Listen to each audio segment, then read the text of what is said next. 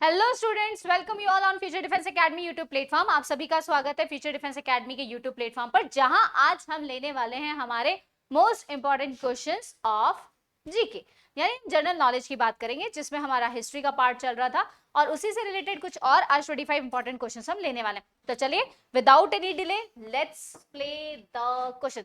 वैसे ही एक mock test भी है, मॉक टेस्ट से रिलेटेड ही हम क्वेश्चंस को सॉल्व कर रहे हैं। तो आज का जो मॉक टेस्ट है ये क्लास 6 और 9 दोनों के लिए सोशल स्टडीज का है और ये आपके लिए बहुत ज्यादा इंपॉर्टेंट है, क्योंकि जीके का कोई क्राइटेरिया सेट नहीं है, ना तो क्लास 9 के लिए और ना ही क्लास 6 के लिए। तो ये चीज आप सबको ध्यान में रखनी होगी कि जीके का जो भी कंटेंट आपको जहां से भी मिलता है, मींस दैट मींस कि 6 का मिल रहा है, 9 का मिल रहा है, या आपको किसी भी एग्जाम का, आरएमएस का, सैनिक का या आरआईएमसी का मिल रहा है, प्लीज उसको जरूर याद रख करें। जितना भी कंटेंट आप याद करोगे उतना कम है, क्योंकि there is no limit about GK. GK के लिए कोई लिमिट नहीं है, सेट नहीं है क्राइटेरिया। तो आज का जो मॉक टेस्ट है वो हमारी क्लास 9 के लिए और 6 दोनों के लिए है। तो ये रहा पहला सवाल हमारा, क्लास 9 सॉल्यूशन है ये मॉक टेस्ट का। Megasthenes came to India during the age of, Megasthenes जो था वो कौन सी एज में भारत आया था? Megasthenes came to India during the age of,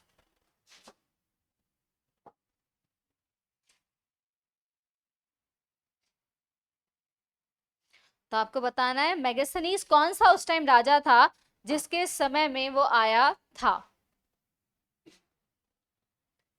देखिए, इसके एरा की बात करें तो इसका जो मैगस्थनीज है ये एक ग्रीक हिस्टोरियन था, ग्रीक का इतिहासकार, ग्रीक हिस्टोरियन था। एंड प्लस में इसका जो एरा है वो हमारे इंडिया का चल रहा था मौर्यन एरा, यानी मौर्यन एम्पायर उस टाइम पर एस्टैब्लिश था हमारे यहाँ पर। तो अब आप देख लो भाई, मौर्यन एम्पायर की बात करें तो मौर्य का राजा कौन था? सबसे पहला राजा कौन बना था मौर्य के अंदर? भाई कौन था? चंद्रगुप्त मौर्य। तो इसके टाइम पे, यानी कि जब वो राजा था, तब मेगास्थनीज भारत आया था और भारत आके उसने यहाँ पर विजिट की थी। और कहते हैं बहुत बार अल्टरनेटली कई सालों तक वो आता जाता रहा है। तो आई थिंक यहाँ तक सबको क्लियर हो चुका होगा आंसर। फटाफट से अब नए चलते हैं नेक्स्ट क्वेश्चन की ओर। Sir Thomas Roe came to the court of, sir Thomas Roe came to the court of, sir Thomas Roe जो थे वो किसके कोर्ट में आए थे, यानी किसके कोर्ट के अंदर उनकी एंट्री हुई थी? तो पहली बात, सर थॉमस रॉय कौन थे? ये एक इंग्लिश डिप्लोमेट थे। क्या थे ये? इंग्लिश डिप्लोमेट, यानी अंग्रेजी जो डिप्लोमेट होते हैं उनके थे। और इनके लिए कहा जाता है कि ये किसका रिप्रेजेंटेशन, अब भाई इंग्लिश है तो ऑब्वियस सी बात है, इंग्लैंड को रिप्रेजेंट करने के लिए ये मुगल कोर्ट के अंदर आए थे। कौन से कोर्ट के अंदर आए थे? मुगल कोर्ट। यानी ये तो क्लियर हो गया, इन सब के नाम से पता चल रहा है कि ये कौन से कोर्ट में था? मुगल दरबार में। अब मुगल दरबार में उस समय ये आया कब था? ये आया था 18 सितंबर 1615 को, यानी 1615 का दौर चल रहा था। तो 1615 के दौर में आप हिसाब लगा के देखिए कौन हो सकता है उस समय राजा। भाई 1615 का दौर है, क्योंकि लगभग 1600 एडी खत्म होते होते औरंगजेब का पीरियड शुरू हो गया था। तो उससे पहले कौन था? औरंगजेब। औरंगजेब से पहले थे भाई, औरंगजेब किसका बेटा था? शाहजहां का। और शाहजहां के पापा कौन थे? जहांगीर। तो ये 1615 का जो टाइम पीरियड कहा जाता है, यानी 18 सितंबर 1615 को ये सूरत के पोर्ट पर, यानी इसने सूरत पे अपना पहला कदम पोर्ट पे रखा। और उस समय जो था यहाँ पर, और शायद उस समय जो इंग्लिश वो थे, किंग जो थे इंग्लैंड में, इंग्लिश किंग जो थे, शायद नहीं पक्का, जेम्स फर्स्ट थे। ठीक है, जेम्स फर्स्ट थे और ये आए थे जहांगीर के समय में। तो ये किस समय आए थे? जहांगीर के टाइम पीरियड पे ये विजिट करा था इंडिया के अंदर। तो ये सारी डिटेल है कि he was an English diplomat, he was representing England in the Mughal court and he arrived India on 18 September 1615 at the first put his feet on the land of the Surat port. And that time the English king was James first and the Indian king was Jahangir. तो Indian king कौन था? जहांगीर था। चलिए next question की ओर आते हैं, question number 3। Note भी करते रहे, मतलब आप अपनी कॉपी पेन सब साथ में रख कर किया करो ताकि नोट हो जाए और हर चीज को आप अच्छे से याद कर सको। चलिए नेक्स्ट आते हैं, Mughal empire had declined after the death of Aurangzeb in the year. The Mughal Empire had declined after the death of Aurangzeb in the year. भाई कौन से साल के अंदर मुगल एम्पायर जो था पूरा खत्म होने की कगार गिर चुका था जब डेथ हुई थी?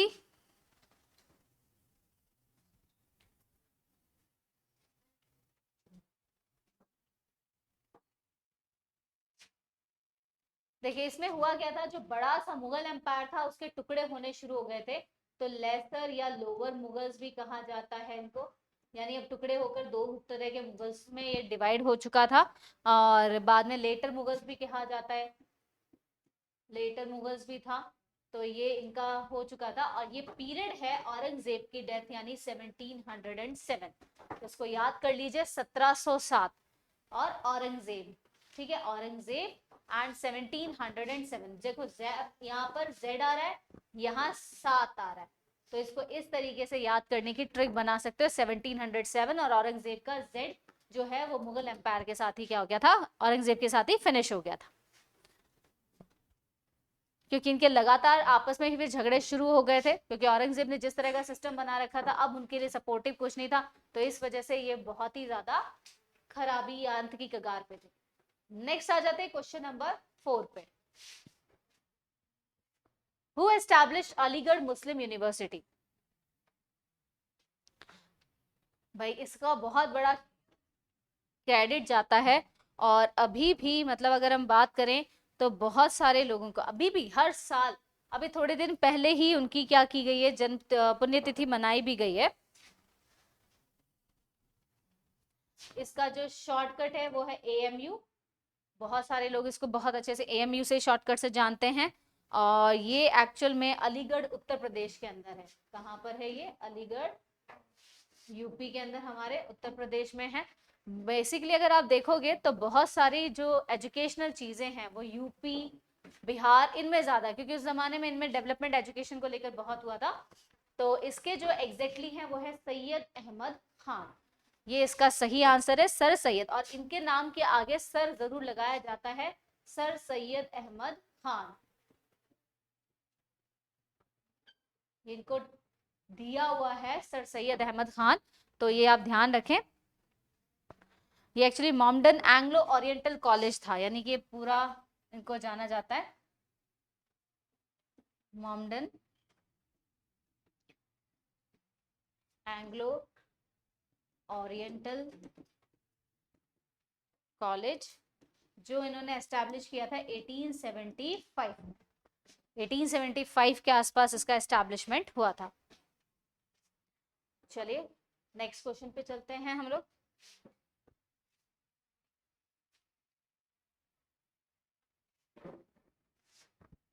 Sir Stafford Cripps came to India year, अभी हमने कुछ टाइम पहले क्वेश्चन किए थे, sir Stafford Cripps came to India in the year.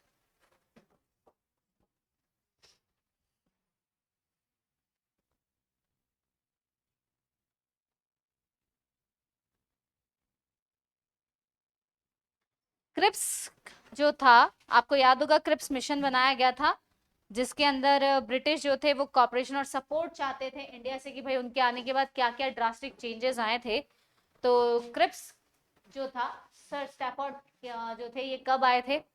भाई देखो ये थे हमारे आसपास, जब आपको अगर क्विट इंडिया मूवमेंट याद है कब लॉन्च हुआ हमारा क्विट इंडिया मूवमेंट? कब लॉन्च हुआ था, गांधी जी ने कब किया था? 1942 के अंदर, 1942 में क्विट इंडिया मूवमेंट है, और उसी के साथ सर स्टैफोर्ड क्रिप्स भी क्या था, सॉरी, ये आ गया था। और इसकी अराइवल जो थी ये थी मार्च के अंदर, मार्च में ही आए थे, मार्च के अंदर आए थे, और गवर्नमेंट, ब्रिटिश गवर्नमेंट ने इनको भेजा था मार्च 1942 के अंदर।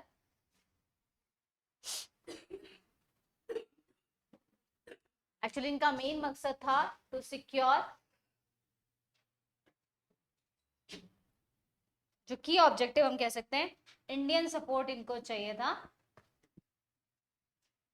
सपोर्ट एंड कॉर्पोरेशन, यानी इनका सहयोग चाहिए था, इनको कॉर्पोरेशन चाहिए था फॉर ब्रिटिश वॉर एफर्ट, जो ब्रिटिश के वॉर चल रहे थे ना, उसके लिए ब्रिटिश वॉर एफर्ट्स में इनको चाहिए था सपोर्ट, कि भारतीय लोग सपोर्ट करें। तो ये इनका क्या था, रीजन था यहाँ आने का, और इसलिए इसको नाम भी क्या दिया गया, क्रिप्स मिशन। तो जब ये आए थे, इनके जो टीम थी उसको नाम भी क्या दिया गया, क्रिप्स मिशन नाम दिया गया था। क्लियर है यहाँ तक सबको? चलिए नेक्स्ट आते हैं, नेक्स्ट क्वेश्चन पे। Question number 6, Swaraj is my birth right said bye, ये तो इतना खतरनाक है, बच्चा बच्चे को पता है कि भाई ये किसने बोला था।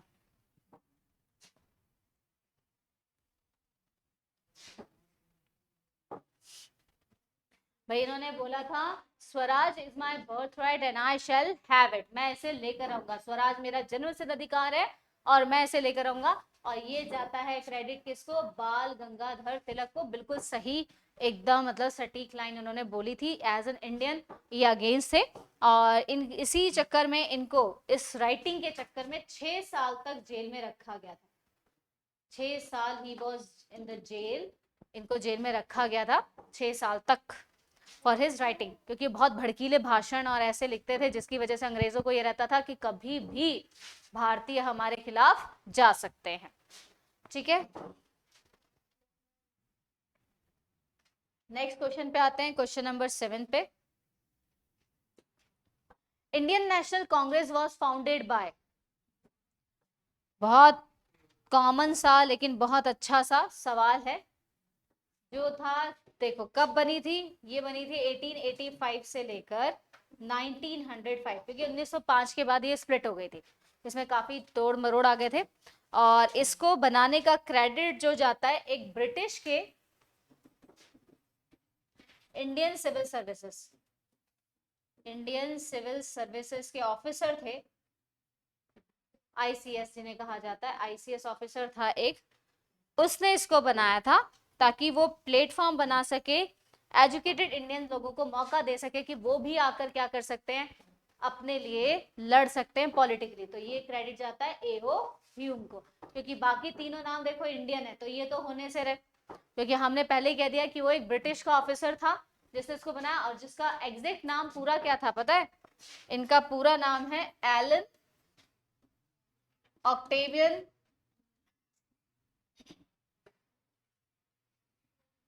ह्यूम, ये इनका पूरा नाम है, एलन ऑक्टेवियन ह्यूम।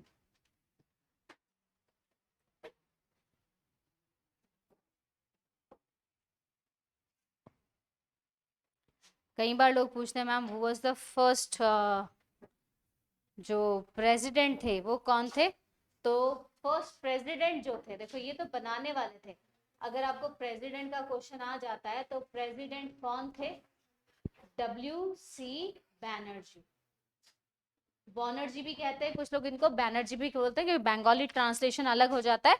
इनका पूरा नाम था व्योमेश चंद्र बैनर्जी, व्योमेश चंद्र बैनर्जी। कई जगह पर आपको बनर्जी पढ़ने को भी मिलेगा और कई जगह पर आपको बैनर्जी पढ़ने को भी मिलेगा, तो दोनों सही है, ध्यान रखें। तो ये हमारे इंडियन नेशनल कांग्रेस के पहले क्या थे, प्रेसिडेंट बने थे। ठीक है, चलिए नेक्स्ट क्वेश्चन पे आते हैं, क्वेश्चन नंबर 8 पे। Which kingdom was founded by Harihara and Bukka? अच्छा सवाल है, हरिहर और बुक्का के जरा कौन सा,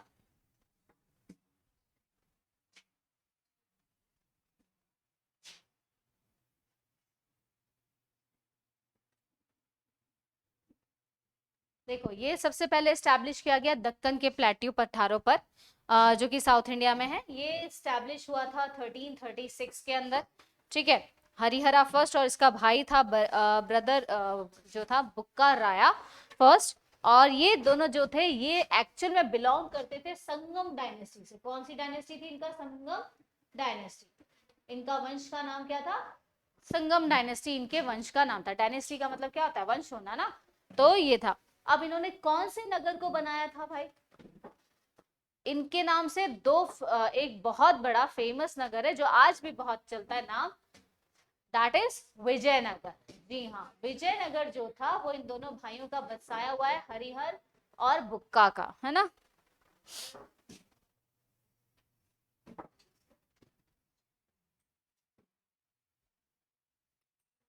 तो आप एक काम कर सकते हो, बुक्का ने मारा मुक्का और मिल गई विजय, ऐसे याद कर लो, बुक्का ने मारा मुक्का और मिल गई विजय, यानी बुक्का ने मिलकर जीत कर क्या बनाया, विजय नगर। तो ये याद करने की छोटी छोटी ट्रिक्स होती हैं जो आप कर सकते हो, कोई दिक्कत नहीं है। नेक्स्ट आ जाते हैं विजयनगर एम्पायर के बाद में, who was the first Indian governor general, पहला भारतीय गवर्नर जनरल कौन था। वर्ड देखो क्या यूज हो रहा है, इंडियन। इसने ब्रिटिशर नहीं पूछा, इसने सिंपल फर्स्ट नहीं दिया, इसने दिया है पहला भारतीय, क्योंकि जैसे ही इंडिया क्या हुआ 1947 में आजाद हुआ, तो 1947 में आजाद होने के बाद जो पोस्ट थी, लास्ट वॉइसराय की जो पोस्ट थी, उसको कन्वर्ट किस में कर दिया गया, गवर्नर जनरल में। और उस पोस्ट पे लास्ट में जो बचा हुआ था, सॉरी, हाँ, तो इसमें है ही नहीं, ऑप्शन ही नहीं।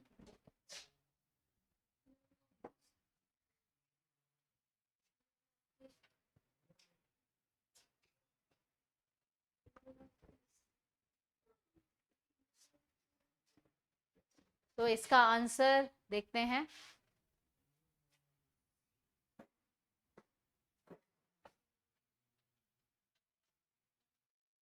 ओके तो देखिए, वाइसरॉय जो था उस समय लास्ट हमारा था लॉर्ड माउंटबेटन, ठीक है, लॉर्ड माउंटबेटन जी जो थे वो थे। अब आपको क्या करना है, इस क्वेश्चन में थोड़ा सा ट्विस्ट है, कई बार अगर मान लीजिए ऑप्शन में आ जाता है लॉर्ड माउंटबेटन, तो आपको लॉर्ड माउंटबेटन पे टिक करना पड़ेगा। अगर एक भी अंग्रेज ऑप्शन में नहीं दिया हुआ है तो फिर होंगे सी राजगोपालाचारी, ठीक है ना, ये ध्यान रख लेना।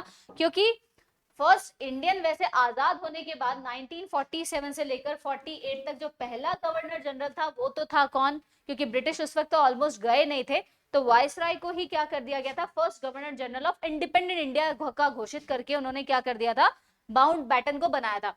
लेकिन अगर ये पूछा जा रहा है कि ऑप्शन में अगर माउंटबेटन नहीं है तो फिर आपको सीधा इंडियन पे फोकस करना है, लेकिन अगर लॉर्ड माउंटबेटन दे रखा है तो फिर आपको कंसिडर लॉर्ड माउंटबेटन को करना पड़ेगा, ठीक है। चलिए तो हम आ जाते हैं नेक्स्ट क्वेश्चन की ओर।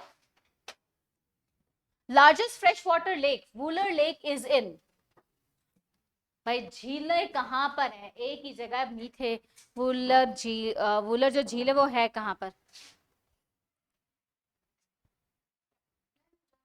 जी हाँ, इसका आंसर बहुत आसान है, वूलर। वूलर देखो क्या होता है, वूलन क्लोथ्स होते हैं, सबसे ज्यादा ऊन वगैरह कम पहनते हैं सर्दी के अंदर, तो सर्दी सबसे ज्यादा कहां पर होती है, बर्फ सबसे ज्यादा कहां गिरती है, बिल्कुल जम्मू एंड कश्मीर। तो इसको याद कर लो, वूलर किससे हो गया, ऊन से, और सबसे ज्यादा सर्दी कहाँ होती है, जम्मू कश्मीर। तो याद करने का तरीका है, वूलर जो झील है वो यहाँ पर है। इसके अलावा इंडिया में दो और फ्रेश वाटर की लेक है, वो भी मैं आपको बता देती हूँ। फ्रेश वाटर की लेक जो है दो जो है, एक है मणिपुर के अंदर जिसका नाम है लोकटक, लोकटक लेक, और एक जो है वो है, सॉरी, बारापनी लेक, बारापन लेक जो कि है मेघालय में, ठीक है। ये आपकी दो एक्स्ट्रा और लेक्स हैं जो फ्रेश वाटर की इंडिया के अंदर है, एक मणिपुर के अंदर लोकटक, लोकटक लेक, और एक हो गई आपकी मेघालय के अंदर बारापनी लेक, ठीक है। तो क्लियर है यहाँ तक सबको, आई थिंक सबको समझ में आ गया होगा। नेक्स्ट आते हैं,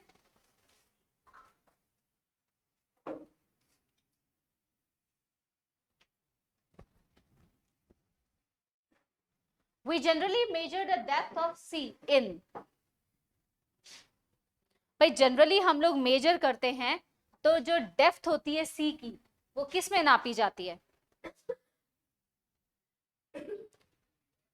सी डेप्थ मेजर बाय, भाई समुद्र होता है तो समुद्र की गहराई को नापने के लिए हम किसका इस्तेमाल करते हैं, भाई हाइट नापने के लिए हम लोग इसका करते हैं, तो समुद्र नापने के लिए हम किसका करेंगे,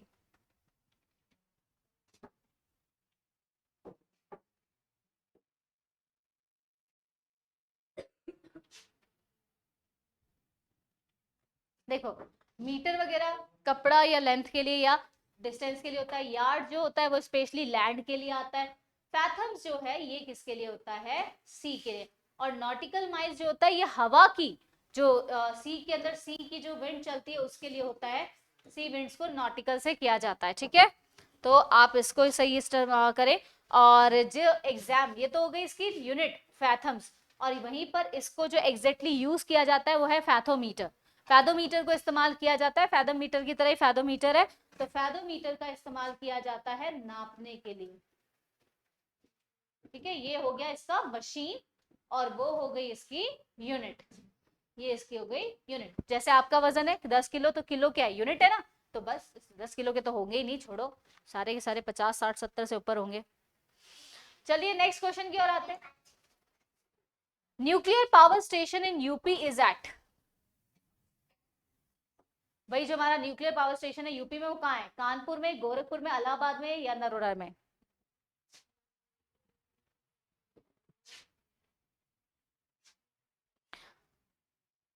देखिए ये है कहां पर, बुलंदशहर में, बुलंदशहर यूपी के अंदर आता है, बुलंदशहर वहां पर है। और कौन सा है, ये इस जगह के नाम पर ही बना हुआ है, यानी इस छोटे से गांव है, तहसील है, उसी के ऊपर बना हुआ है।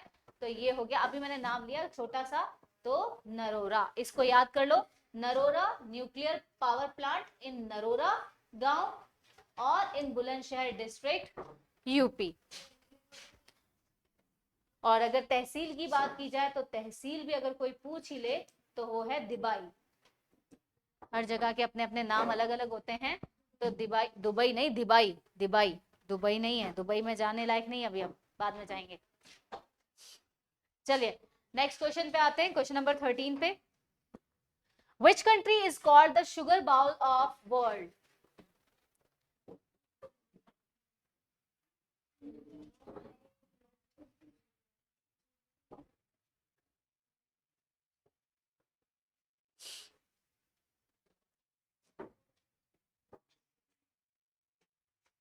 देखो शुगर बोल जो होता है ये एक्चुअल में सबसे पहले जिस कंट्री में स्टार्ट किया गया था वहां पर रूल जो था स्पेनिश का था, यानी स्पेन वाले वहां रूल कर रहे थे, और तब इन लोगों ने इसको खेती करना सिखाया था स्पेनिश रूल के दौरान।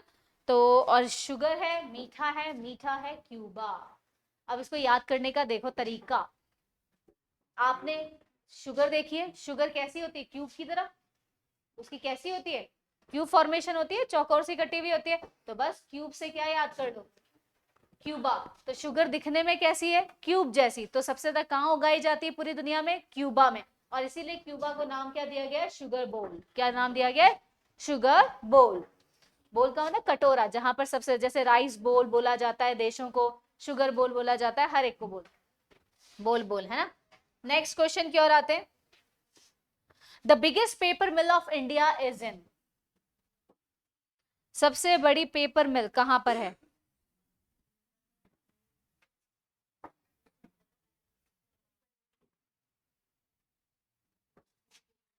ये हमारे एमपी वाले के लिए है, बुरहानपुर में है ये जगह, मध्य प्रदेश के अंदर। और इसको एस्टैब्लिश जो फाउंडेड था वो था 1948 के अंदर, इसको फाउंड किया गया था। बट इसकी जो प्रोडक्शन स्टार्ट हुआ था, यानी इसमें बनाना इन्होंने कब शुरू किया था, क्योंकि पहले फैक्ट्रीज खोली जाती थी, उसके बाद 10 साल बाद हुआ था 1956, यानी 7 8 साल के आसपास इन्होंने इसको स्टार्ट किया था, 8 साल बाद में। तो कहां पर होगा देखते हैं। देखो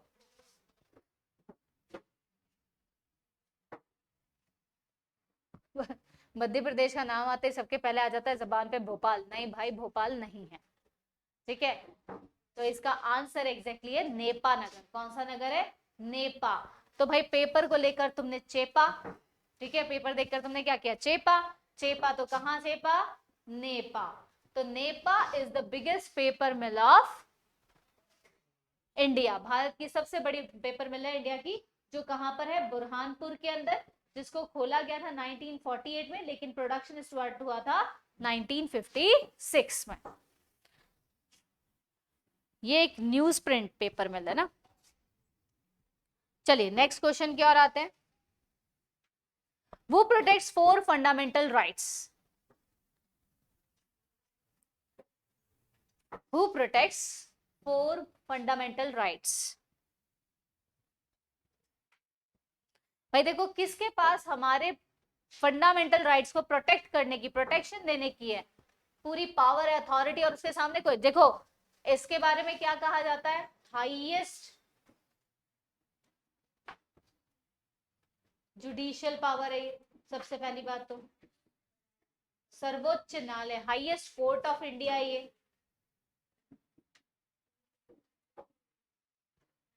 इंडिया का सबसे बड़ा कोर्ट है ये, जिसकी बात कोई नहीं टाल सकता। अब किसके तहत कहा गया था, आर्टिकल जो 32 है वो क्या कहता है कि हमारे अगर किसी भी फंडामेंटल राइट को कोई हानि पहुंचाता है या हमसे छीनने की कोशिश करता है तो आप डायरेक्ट कहां पर जा सकते हो, सुप्रीम कोर्ट में। तो आप डायरेक्ट कहां पर आ सकते हैं, सुप्रीम कोर्ट में आ सकते हैं, जो कि प्रोटेक्ट करने का पूरा अधिकार रखता है। ये हमारे लिए सबसे इंपॉर्टेंट है। इसीलिए एक जो हमारा फिफ्थ 6 फंडामेंटल राइट है ना, 6 फंडामेंटल राइट है जो हमारा है कॉन्स्टिट्यूशनल रेमेडीज।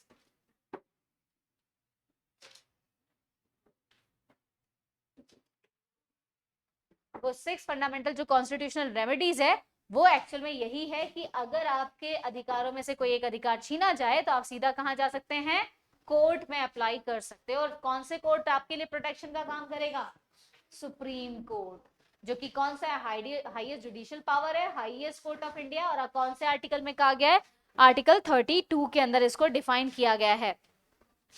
चलिए, और ये किसने घोषणा की थी, कॉन्स्टिट्यूशन ने। किसमें लिखा हुआ है ये, हमारे कॉन्स्टिट्यूशन के अंदर लिखा हुआ है। चलिए नेक्स्ट क्वेश्चन पे आते हैं। The battle of Buxar was fought in, Buxar का युद्ध कब हुआ था, हुआ था ये 22 अक्टूबर, ठीक है। और ये हुआ था ब्रिटिश और अगेंस्ट हुआ था, वर्सेस हम कह देते हैं, आजकल क्रिकेट चल रहा है तो वर्सेस ले लेंगे।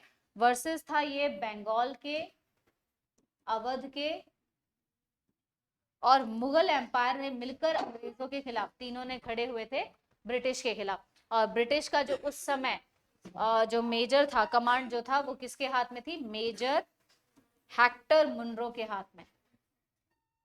इसलिए इसमें मुनरो भी कहा जाता है, मुनरो फाइट भी कही जाती है। तो अब 22 अक्टूबर को ये ब्रिटिश वर्सेस बंगाल, अवध और मुगल एम्पायर के बीच में थी, जिसमें इनको इसने किया था। तो बक्सर के लिए, अब ईयर की बात हो रही है तो ईयर का याद कर लो, बक्सर 764 यानी 64, बक्सर में 64, बक्सर 64 कर दो। बक्सर कितने बक्से थे, 64 बक्से थे। कितने बक्से लिए, 64 बक्से लेकर लड़ने के लिए गए थे। ध्यान रखना, कौन कौन लड़ने के लिए गए थे, ब्रिटिश की तरफ से कौन लड़ रहा था, मेजर हेक्टर मुनरो, और इंडिया के लिए कौन लड़ रहे थे, बंगाल, अवध और मुगल के राजा, एक साथ मिलकर, इन सबने एक साथ मिलकर टीम बनाई थी। चलिए नेक्स्ट आते हैं क्वेश्चन नंबर 16 की ओर। 17, which is the only cold desert of India? सबसे इंडिया का ठंडे वाला जो डेजर्ट है वो क्या है,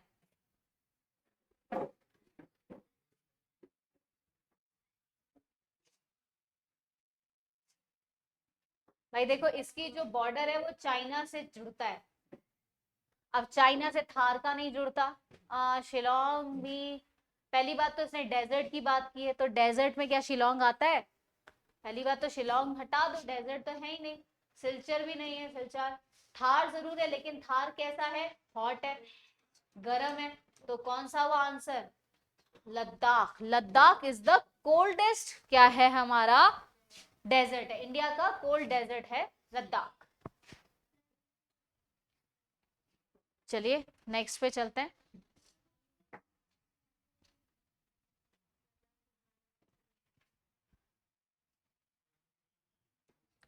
India is separated from Sri Lanka by, ये बहुत कॉमन सा है और बहुत ज्यादा पूछा जाता है।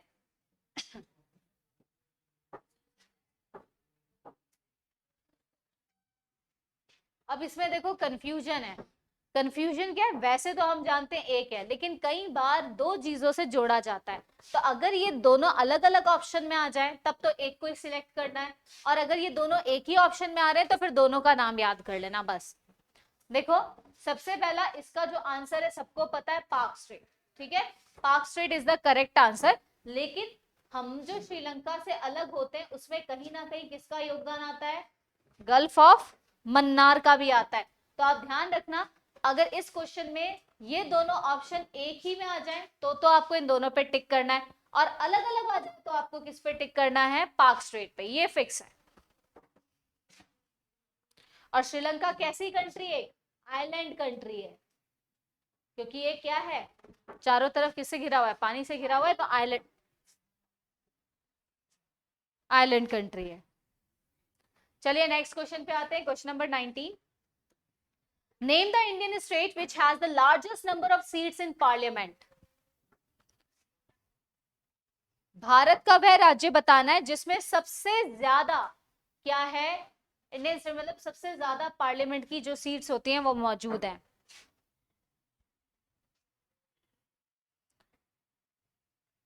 इसकी सबसे ज्यादा सीट, भाई सबसे ज्यादा पॉपुलेशन का है यूपी में, उत्तर प्रदेश में तो बस सबसे ज्यादा सीट भी का होगी यूपी की। यूपी की जो सीट्स है इसके अंदर जनरल कैटेगरी के लिए इन लोगों ने दे रखा है 63।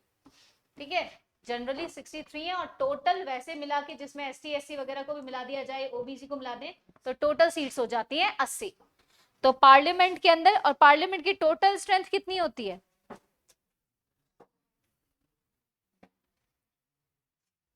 वैसे पूछा ना, सीट्स इन पार्लियामेंट, पार्लियामेंट की टोटल सीट कितनी, भाई राज्यसभा और लोकसभा अलग अलग होते हैं। वैसे देखा जाए तो बेसिकली इनकी ज्यादातर अगर सीट्स हैं तो वो कहां पर होंगी, लोकसभा के अंदर। तो लोकसभा वाली ज्यादा होती है क्योंकि वो 545 होती है, आप लोगों ने सबने पढ़ा हुआ है। और राज्यसभा की कितनी होती है, 250 250 तक होती है, जिसमें से 13 नॉमिनेटेड पर्सन होते हैं प्रेसिडेंट के जरिए, अलग अलग फील्ड से रिलेटेड। बाकी 13 को माइनस करके फिर और कर दो।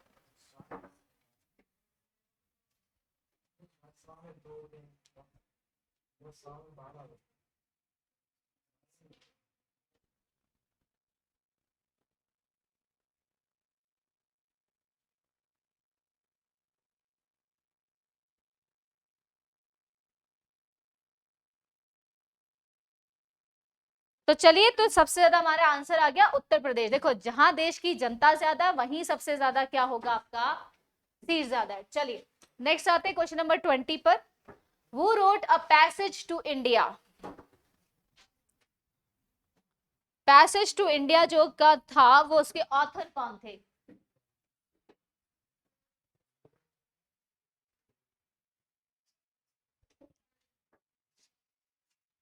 ये लिखा गया था 1942 के अंदर, और ये एक्चुअल में एक नॉवल है, ये ध्यान रखना, ये एक नॉवल है।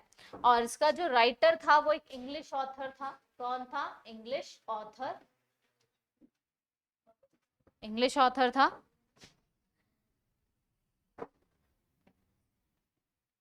और इसने अपनी इस बुक के अंदर ये लिखा था कि 1920 के बाद से जो धीरे धीरे अंग्रेजी शासन में जो गिरावट आई थी, बैकड्रॉप्स आ गए थे, उसके बारे में इसने लिखा हुआ था। और इंडिया का राइज लिखा था कि कैसे वो अपनी इंडिपेंडेंस की तरफ जा रहा है। तो पहली बात इंग्लिश है, तो इंग्लिश यहाँ पर इंडियन वालों को काट दें, अमृता प्रीतम काट दो, तो अब 3 तो हो ही गए। तो इसका आंसर है E.M. Forster, Forster to passage to India, है ना, फॉस्टर पैसेज टू इंडिया आ जाएगा। नेक्स्ट आ जाते हैं क्वेश्चन पे। हु एस्टैब्लिश ब्रह्म समाज, भाई ब्रह्मो समाज किसने बनाया था, सबको पता है, ज्यादा सोचने की जरूरत नहीं है।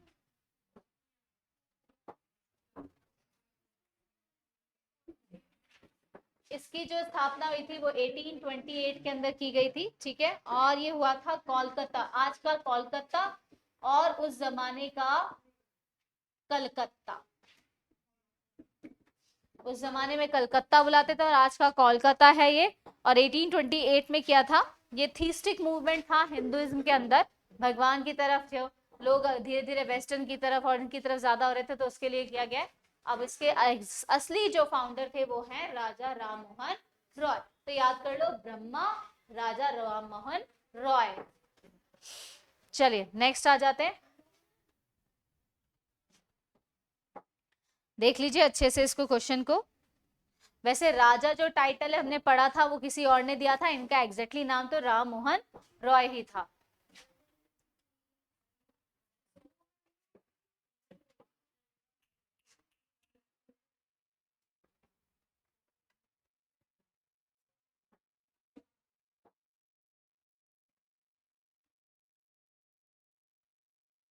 ओके चलिए नेक्स्ट क्वेश्चन आते हैं 22 पे। The first battle of Mysore, भाई पहला बैटल जो था मैसूर का वो किसके बीच में हुआ था? देखो ये हुआ था 1767 से लेकर 1769 तक, है ना, इस बीच किया गया था। 1767 से लेकर 69 तक हुआ था, और ये स्पेशली जो था लड़ा गया था मैसूर, और क्योंकि बैटल ऑफ मैसूर तो आ ही रहा है, मैसूर और था अंग्रेजों के खिलाफ, यानी एंग्लो मैसूर वॉर था ये, अंग्रेजों का उसका था। तो अब इसमें आपको बताना क्या है कि English forces were defeated by Hyder Ali, Hyder Ali was defeated by English forces, lord Clive defeated by Sirajuddaula. तो देखो ये काट दो, सिराजुद्दौला यहाँ नहीं आएगा। अब बचते ये तीन ऑप्शन, ठीक है, अब इन तीन ऑप्शंस को हम लेना चाहेंगे।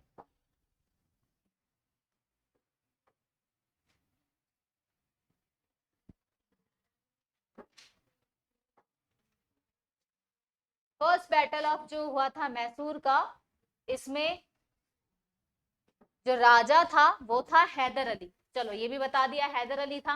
अब हैदर अली जीता था या हारा था, ये मेन है हमारे लिए। तो भाई पहला बैटल है, पहले बैटल में तो क्या होगा, इंग्लिश फोर्सेस वर डिफीटेड, जी हाँ हैदर अली ने अंग्रेजों को हरा दिया था, इसमें हैदर अली जीता था, तो ब्रिटिश जो लोग थे वो हार गए थे। तो ये फर्स्ट एंग्लो मैसूर वॉर, इसीलिए इसको नाम दिया गया एंग्लो मैसूर वॉर,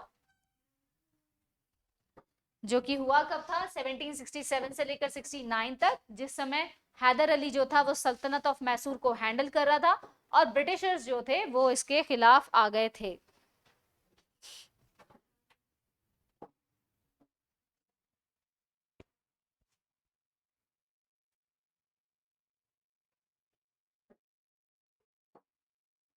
चलिए नेक्स्ट क्वेश्चन की ओर आते हैं, question number 23। Ryder cup is associated with, भाई राइडर कप किससे रिलेटेड है?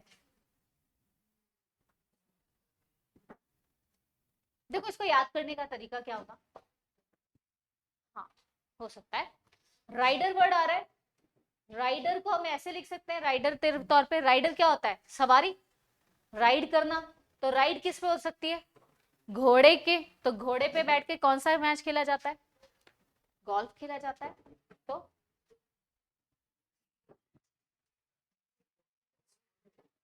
राइडर का जो है इसका गोल्फ ही है, आंसर सही है, गोल्फ इसका आंसर है भाई, गोल्फ है, गोल्फ ही खेला जाता है। तो मेंस गोल्फ जो था कंपटीशन, यानी जो आदमियों का, क्योंकि उस समय तो आदमी खेलते थे, तो मेंस गोल्फ जो होता है कंपटीशन, उसके लिए दिए जाने वाली ट्रॉफी है, जो कंपटीशन टीम भी हुआ था यूरोप यूनाइटेड स्टेट्स के बीच में, तो उस समय इसको रखा गया था राइडर कप। तो इसका मेन मकसद है गोल्फ के लिए,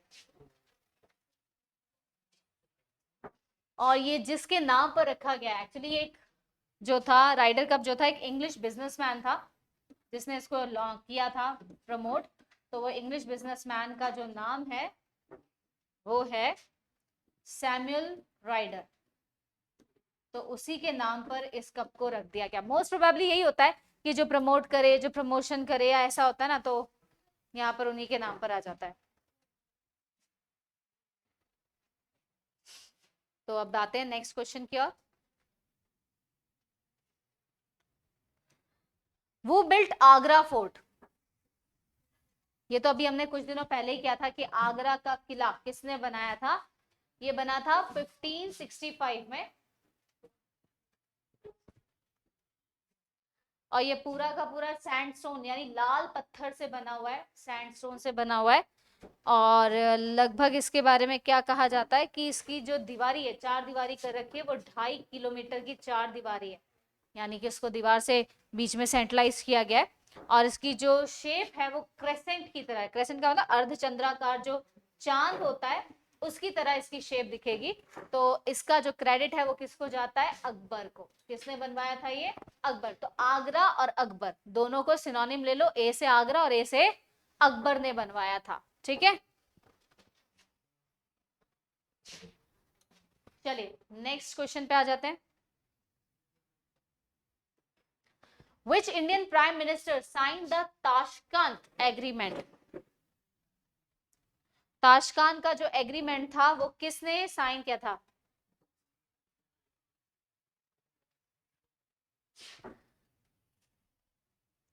ये 10 जनवरी 1966 को किया गया था, साइन किया गया था। जो एक्चुअल में बड़े बदकिस्मती की बात है कि इसको साइन करने के बाद ही हमारे वो जो जो थे वो मर गए थे, मतलब अगले दिन ही उनकी मौत हो गई थी साइन करते ही। तो जो पर्सन जो उस समय हमारे क्या कह सकते हैं प्राइम मिनिस्टर थे, he was the prime minister that time, वो प्राइम मिनिस्टर की पोस्ट पे थे। एंड नेक्स्ट डे उनकी क्या हो गई थी? साइन करते जैसे उन्होंने आज साइन किया और कल उनकी क्या हो गई? डेथ हो गई।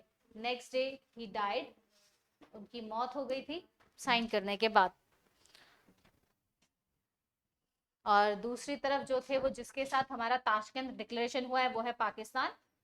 पाकिस्तान के उस समय जो प्रेसिडेंट थे वो थे मोहम्मद अयूब खान।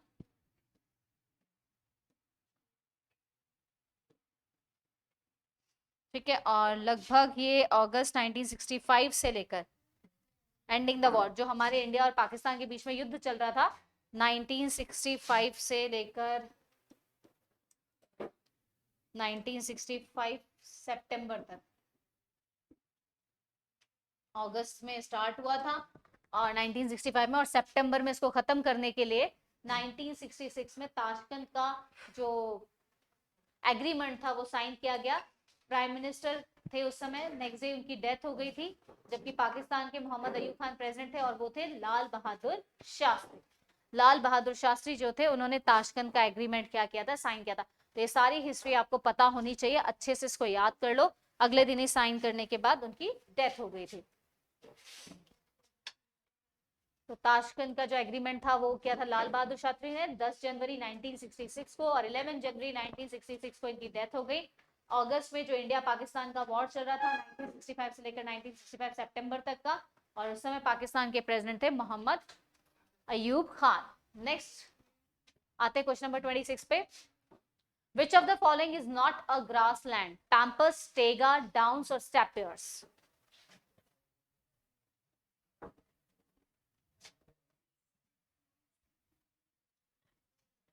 ऐसे पूछा घास किसको कहा जाता है, मतलब इनमें से कौन सा है जो घास नहीं है?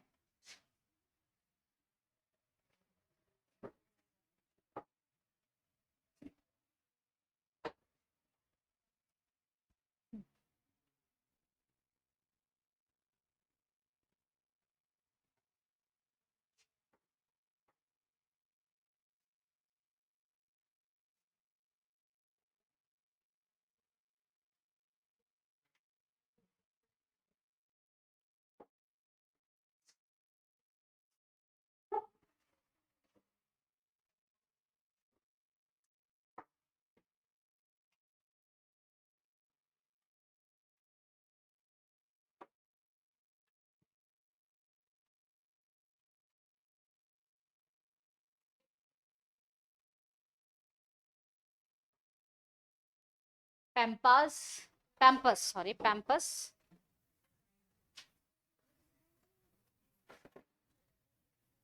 पैम्पस।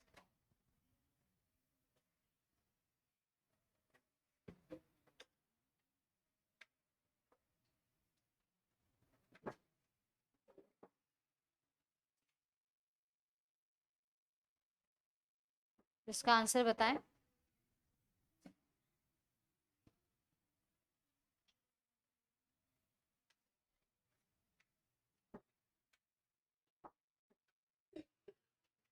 यहाँ स्पेलिंग कैपर्स आ रखा है, स्टेपीज होना चाहिए।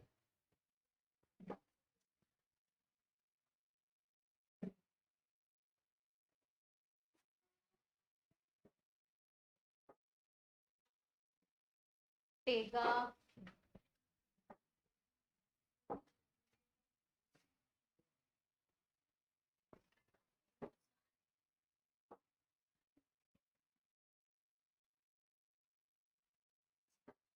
भाई टेगा देखो कनाडा में कहते हैं घास को, डाउन्स ऑस्ट्रेलिया में कहा जाता है। अब पैम्पर्स और बचे स्टेपीज।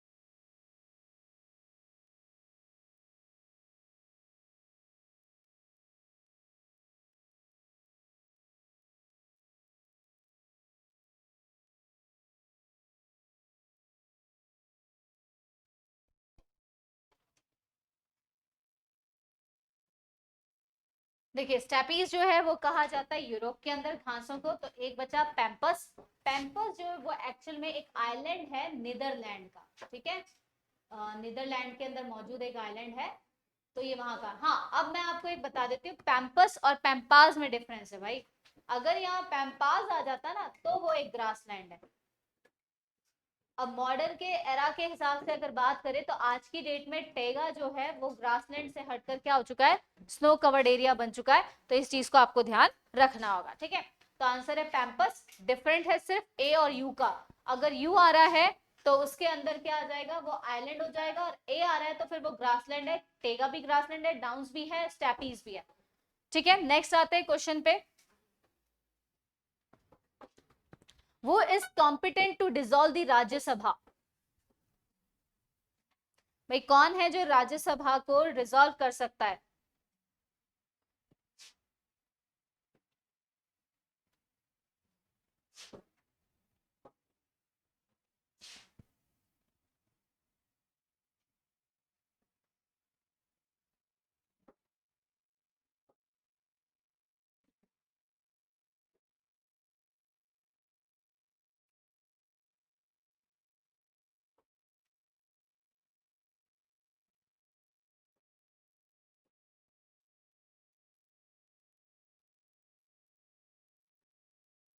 देखिए वैसे तो राज्यसभा क्या है, एक परमानेंट बॉडी है, इसको कोई डिसॉल्व नहीं कर सकता, हक ही नहीं है इसको। इसीलिए इसको पहले तो सोचो ही मत कि भाई कोई डिसॉल्व कर सकता है, यानी कोई भी इसको तोड़ नहीं सकता, कोई भी इसको बंद नहीं कर सकता, इसको बीच में इसकी वर्किंग रोक नहीं सकता। लेकिन हमारा जो कॉन्स्टिट्यूशन है, कहते हैं ना हर कभी कभी ऐसी सिचुएशन आ जाती है कि भाई डिसीजन लेना ही पड़ जाए। तो ऐसे में कॉन्स्टिट्यूशन का जो आर्टिकल 82 है, सॉरी आर्टिकल 85 का सेकेंड जो शेड्यूल है, उसके अंदर बी जो क्लॉज है, उसने कह रखा है the president of India can dissolve, have the power to dissolve the parliament. Otherwise पहला ऑप्शन है कि होती ही नहीं है, परमानेंट है, इसको आप डिसॉल्व नहीं कर सकते। लेकिन अब अगर खुदा ना खास्ता कभी ऐसी सिचुएशन आ ही जाए, मतलब बहुत रेयर टू रेयरेस्ट वाली कंडीशन आ जाए, तो फिर हमारे कॉन्स्टिट्यूशन ने उसका एक छोटा सा कहा है, आर्टिकल 85 शेड्यूल 2 का क्लॉज नंबर बी क्या कहता है, the president of India has the power to dissolve the Rajya Sabha, sorry parliament, Rajya Sabha को कर सकता है। ठीक है, चलिए नेक्स्ट आ जाते हैं। 28 क्या पूछ रहा है, who is the speaker of Lok Sabha. भाई लोकसभा के अभी कौन है स्पीकर? अच्छा,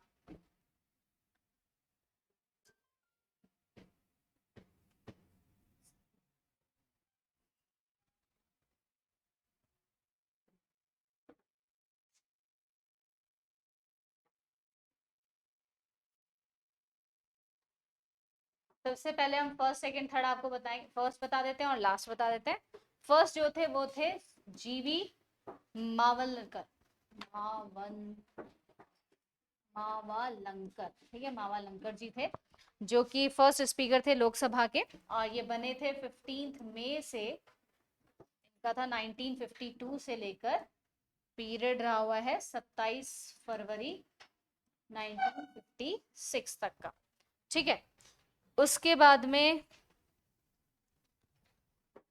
जो अब है 17, जो लास्ट की अभी लेटेस्ट की हम बात करेंगे, 17th जो लोकसभा है उसके जो स्पीकर हैं वो भी करंट में बने हैं, तो लेकिन आप पहले बताएंगे कि हैं कौन इनमें से। देखिए इसका आंसर है नन ऑफ दीज, इनमें वो मौजूद ही नहीं है। ठीक है, इनमें वो मौजूद ही नहीं है, वो है ओम बिरला। कौन है? ओम बिरला। तो आपको पता होना चाहिए कि अभी लेटेस्ट में हमारे जो करंट के कौन है स्पीकर हैं लोकसभा के, वो कौन है? ओम बिरला। ये 3 ऑप्शन में उसका आंसर नहीं है, आपको बता दिया गया है।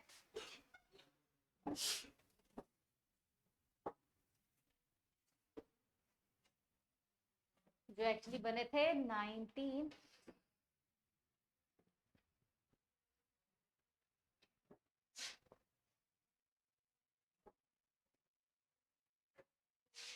2019 के बाद से है। ठीक है, 2019 के बाद से इनका है।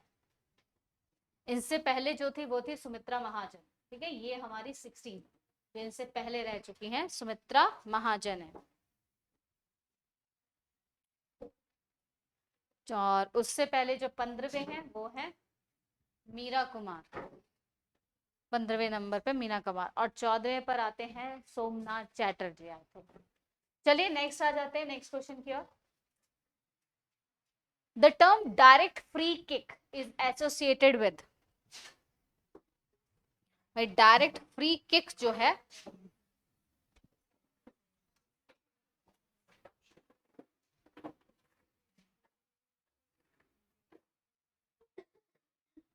अच्छा भाई इसमें होता क्या है, इसमें यह है कि जो बॉल होती है उसको सीधा क्या होता है डायरेक्टली किक करने की परमिशन मिलती है, जिसमें दूसरा प्लेयर उसको हाथ नहीं लगा सकता, एंड विदाउट टच, बॉल को टच किए हुए जाना पड़ता है। तो भाई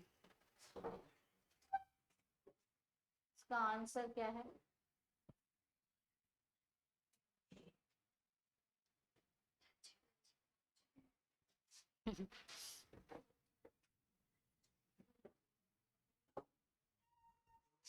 ये तब होता है जब सामने वाली टीम क्या करती है, फाउल कमिट कर देती है, तो फाउल की भरपाई के लिए सामने वाली किक को क्या किया, टीम को क्या दिया जाता है, अवार्ड दिया जाता है कि लीजिए आपको फ्री ऑफ कॉस्ट एक मौका दिया जा रहा है, और ये किक वाला काम है। तो भाई ऑब्वियस सी बात है इन तीनों में से कोई किक मार सकता है क्या? क्या हॉकी से किक मारते हैं, गोल्फ से किक मारते हैं, बिलियार्ड से? तो बचा क्या, फुटबॉल ही तो था। वैसे एग्जैक्टली जो है ना अभी इन दिनों में उसका क्या है, ये भी आ जाए तो भी आंसर ये होगा, ये ध्यान रखना एग्जैक्टली वैसे सॉकर का ही। चलिए नेक्स्ट आते हैं क्वेश्चन पे। Post office is written by, भाई पोस्ट ऑफिस जो थी वो किसने लिखी थी? एक्चुअली एक बंगाली था जिसने लिखा था, और उसका सही था डाकघर, जो एग्जैक्ट नाम था जिसमें लिखा गया वो है डाकघर, और ये एक प्ले था 1912 के अंदर लिखा गया था। अब बंगाली कौन थे वो पहचान लो और आंसर दे दो।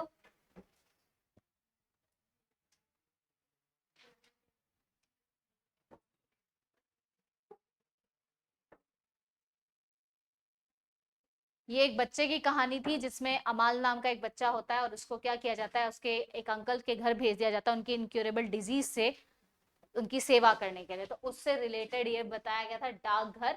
और ये बंगाली हैं, तो बंगाली आर के नारायण नहीं है, प्रेमचंद जी नहीं है, कौन है, रविंद्रनाथ टैगोर।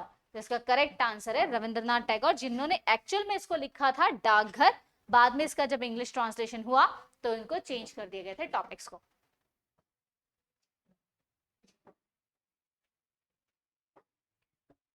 ओके चलिए। तो आज का जो हमारा जीके का सेशन था जिसमें हमने मॉक टेस्ट के क्वेश्चंस को सॉल्व किया specially for the class 9 purpose with the class 6 purpose. Initially वैसे ये लेवल जो था 9th के अकॉर्डिंग बनाया गया, लेकिन ये 6 के लिए भी बहुत उतना ही बेनिफिशियल है क्योंकि क्वेश्चन सारे बहुत जरूरी हैं। और आपको मैंने कह दिया जीके का जहां से जैसे भी मिले आप तो रणछोड़ दास श्यामल दास चांचड़ बन जाओ कि भैया ज्ञान हर जगह बट रहा है और सब जगह से लेना है। ठीक है, तो आई थिंक आज का सेशन अच्छा लगा होगा। तो आज के सेशन को यहीं खत्म करते हैं, फिर आएंगे नेक्स्ट में हम दूसरा मॉक टेस्ट लेके। तो आज के लिए इतना ही।